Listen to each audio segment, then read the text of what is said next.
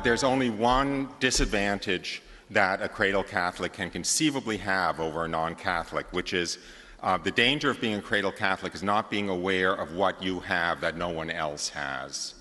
And the advantage occasionally of being a convert is we as converts who come into the church from outside, it can be easier to see the infinite gift.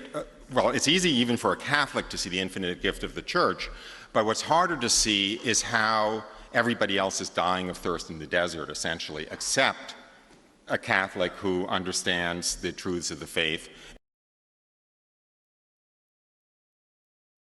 I was walking in nature early one morning, just lost in my thoughts, and I had long since, I was essentially an atheist at that point. I had long since given up on any idea of God or religion. And I received the most spectacular grace in my life. As I was walking along from one moment to the next, the curtain between earth and heaven disappeared, and I found myself in the presence of God, very knowingly in the presence of God, seeing my life as I would see it after I died and looked back over it in the presence of God. And I saw instantaneously, I saw how I would feel about everything after I died.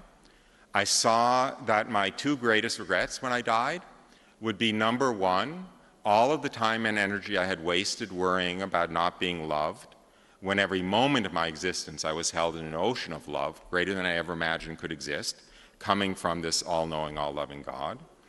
And the other regret would be every hour I had wasted doing nothing of value in the eyes of heaven.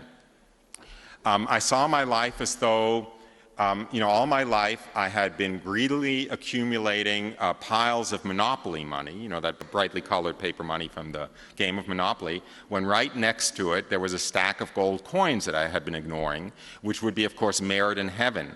I saw how foolish it was to be greedy for things that wouldn't be doing me any good at all, even 100 years hence, when I'm dead, whereas I could have been greedy, so to speak, to accumulate treasure in heaven, from which I would very literally be benefiting 100 million years from now.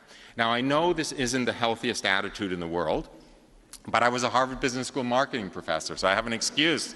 Everything was net present value, everything was maximizing returns, and I was still seeing this a little bit in that way. So I didn't see the error in being greedy, I just saw how stupidly greedy I had been. And if I want to be smart and greedy, the only thing that made sense would be to try to be as great a saint as possible.